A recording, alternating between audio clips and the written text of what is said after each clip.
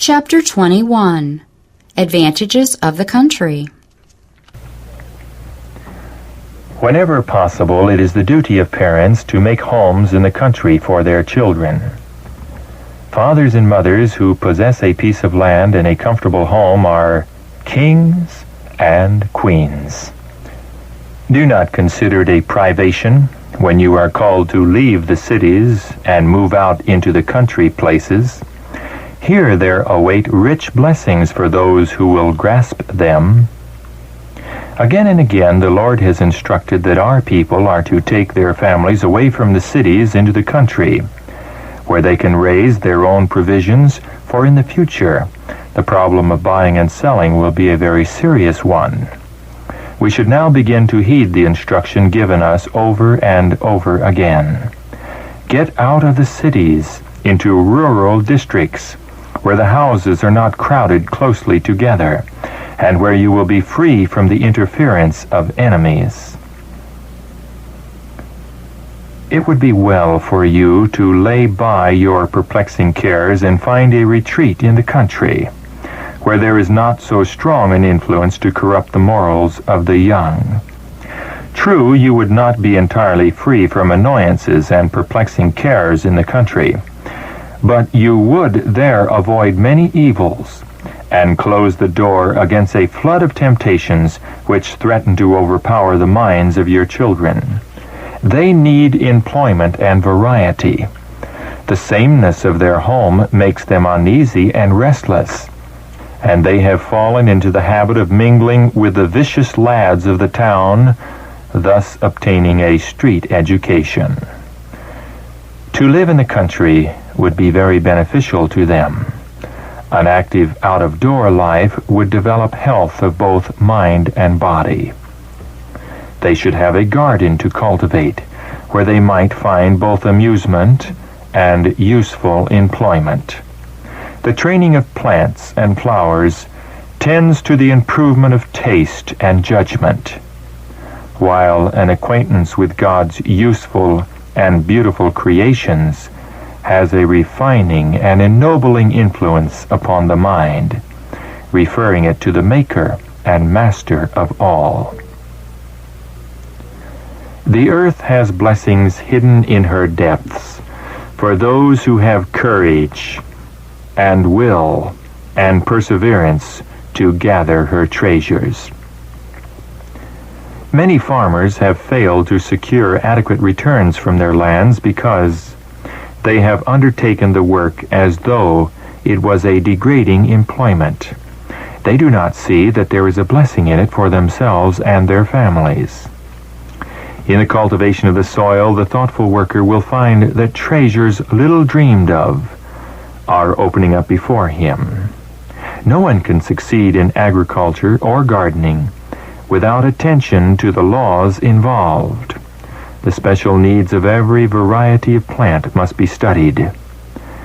Different varieties require different soil and cultivation, and compliance with the laws governing each is the condition of success. The attention required in transplanting, that not even a root fiber shall be crowded or misplaced. The care of the young plants, the pruning and watering, the shielding from frost at night and sun by day, keeping out weeds, disease, and insect pests. The training and arranging not only teach important lessons concerning the development of character, but the work itself is a means of development. In cultivating carefulness, patience, attention to detail, obedience to law, it imparts a most essential training. The constant contact with the mystery of life and the loveliness of nature, as well as the tenderness called forth in ministering to these beautiful objects of God's creation, tends to quicken the mind and refine and elevate the character. He who taught Adam and Eve in Eden how to tend the garden would instruct men today. There is wisdom from him who holds the plow and plants and sows the seed.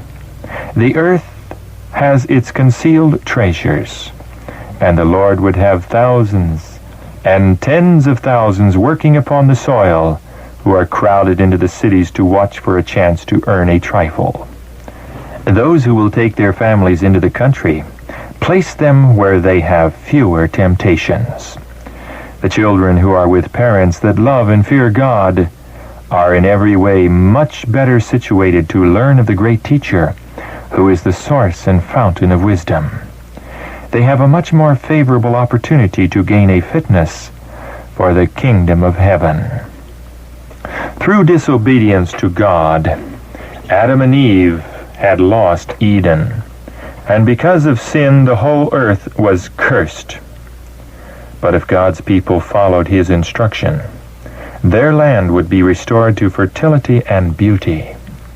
God himself gave them directions in regard to the culture of the soil, and they were to cooperate with him in its restoration. Thus the whole land, under God's control, would become an object lesson of spiritual truth. As in obedience to his natural laws, the earth should produce its treasures, so in obedience to his moral law, the hearts of the people were to reflect the attributes of his character.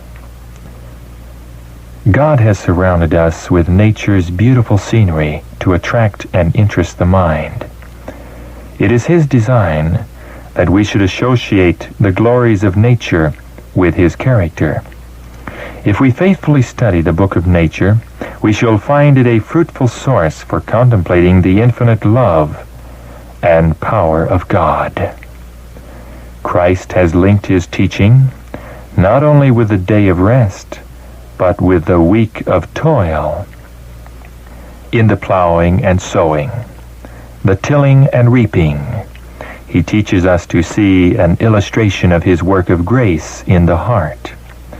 So in every line of useful labor and every association of life, he desires us to find a lesson of divine truth. Then our daily toil will no longer absorb our attention and lead us to forget God. It will continually remind us of our Creator and Redeemer. The thought of God will run like a thread of gold through all our homely cares and occupations. For us, the glory of his face will again rest upon the face of nature.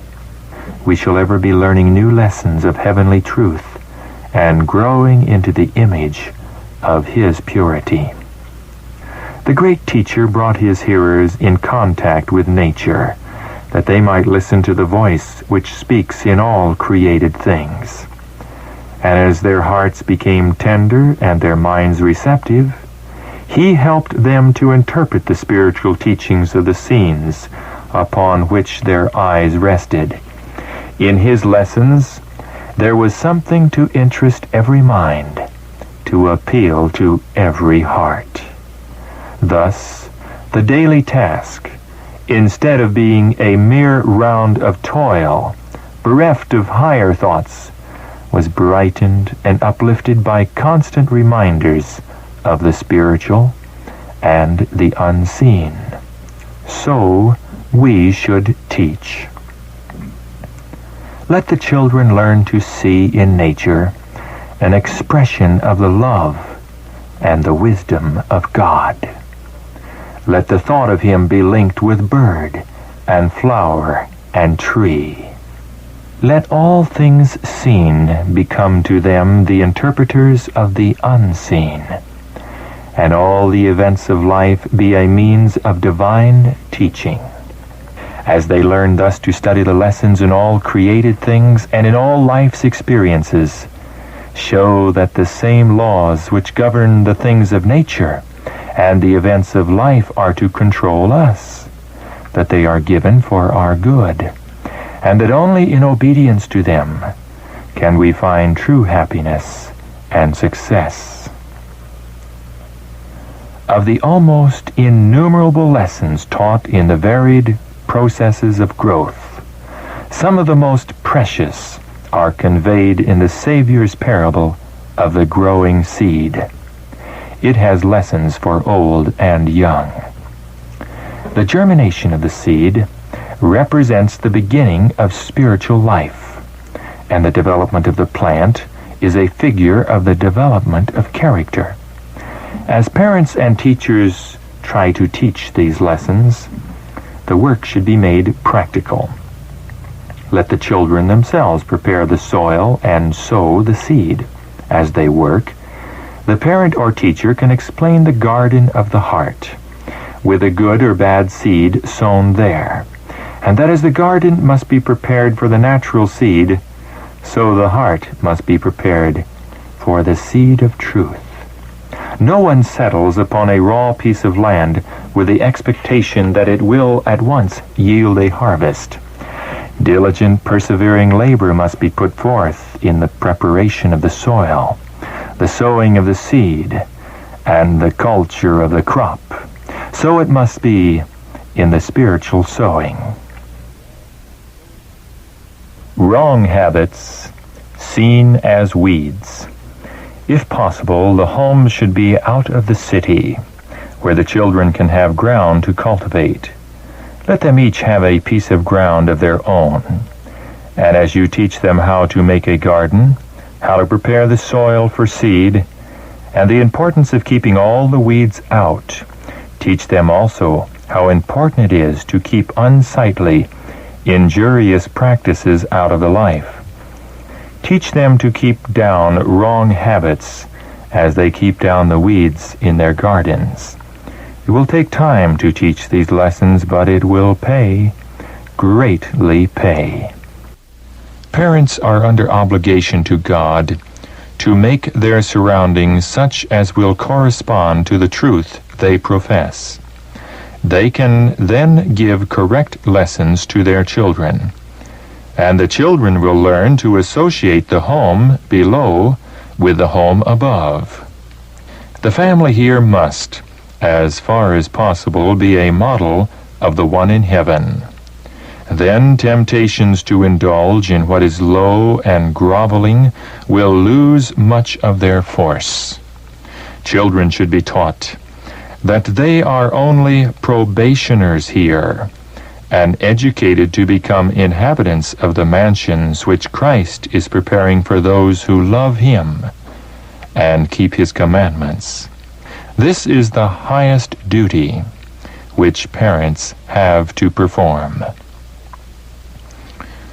So long as God gives me power to speak to our people, I shall continue to call upon parents to leave the cities and to get homes in the country where they can cultivate the soil and learn from the book of nature the lessons of purity and simplicity.